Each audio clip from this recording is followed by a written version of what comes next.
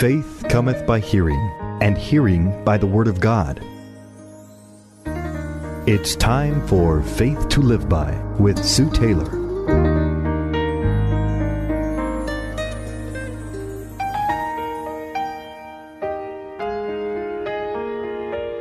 Thank you for joining me today on Faith to Live By. This is Sue Taylor. You know, it has been said that it is not in the college or academy, but in the silence of the soul that we learn the greater lessons of life. And quiet hearts are rare.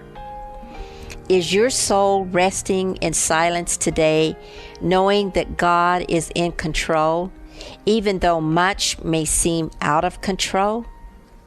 Silence is strong and silence is powerful, and always, I believe, a forerunner to revelation.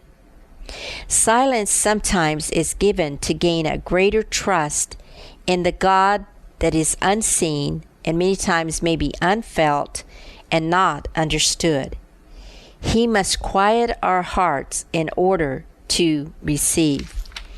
I want to read to you a story I read a few years back about 3 women that were in prayer. It says that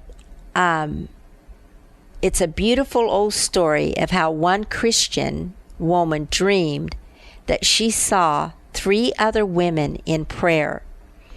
When they knelt, the Master drew near to them, and as he approached the first of the 3, he bent over her with tenderness and grace. He smiled with radiant love, and he spoke to her in tones of pure, sweet music. Upon leaving her, he came to the next, but only placed his hand upon her bowed head and gave her one look of loving approval. But he passed the 3rd woman almost abruptly, without stopping for a word or even a glance. The woman, having the dream, said to herself, how greatly he must love the first woman. And the second gained his approval, but did not experience the special demonstrations of love that he gave the first. But the 3rd woman must have grieved him deeply, for he gave her no word at all, not even a passing look. She wondered what the 3rd woman must have done to have been treated so differently.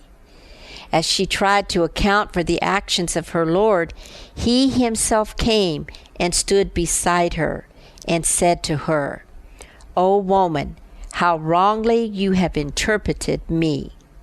The first kneeling woman needs the full measure of my tenderness and care to keep her feet on my narrow way. She needs my love, thoughts, and help every moment of the day, for without them she would stumble into failure. The second woman has stronger faith and deeper love than the first, and I can count on her to trust me no matter how things may go or whatever people may do. Yet the 3rd woman, whom I seemed not to notice and even to neglect, has faith and love of the purest quality.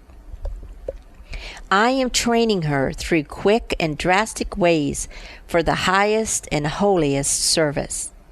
She knows me so intimately and trusts me so completely that she no longer depends on my voice, loving glances, or other outward signs to know of my approval. She is not dismayed or discouraged by any circumstances I arrange for her to encounter. She trusts me when common sense, reason, and every subtle instinct of the natural heart would rebel, knowing that I am preparing her for eternity, and realizing that the understanding of what I do will come later. My love is silent because I love beyond the power of words to express it, and beyond the understanding of the human heart. Also, it is silent for your sakes, that you may learn to love and trust me with pure, Spirit-taught, spontaneous responses. I desire for your response to my love to be without the prompting of anything external. Beloved child of God, if you feel that God is silent today, remember these words and this story of these three women. Sometimes our faith is tested in silence for something greater to come.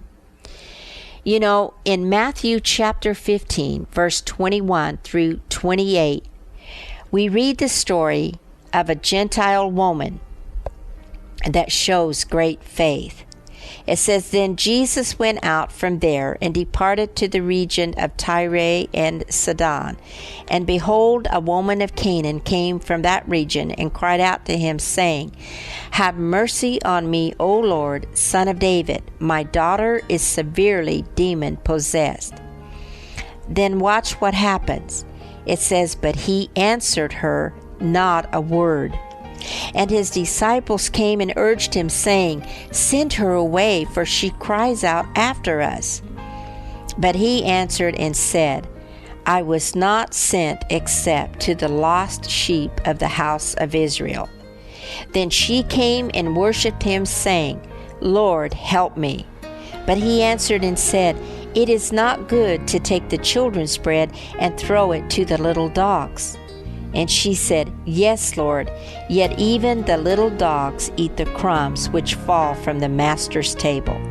Then Jesus answered and said to her, O woman, great is your faith. Let it be to you as you desire. And her daughter was healed from that very hour. Even though Jesus answers you not a word, persist in prayer, persist in pleading, persist in his silence, and he will also say to you, Woman, great is your faith.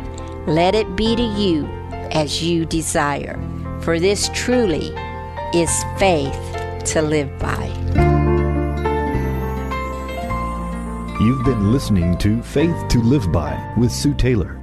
If you would like to write with your comments or to request a copy of this program for an $8 donation, write Sue Taylor, 10827 Highway 86 East, Neosho, Missouri 64850. Sue Taylor is a member of the KNEO team and a keynote speaker at several church and women's events throughout the 4-state area. To book Sue for your next event, contact Sky High Radio at 417-451-5636.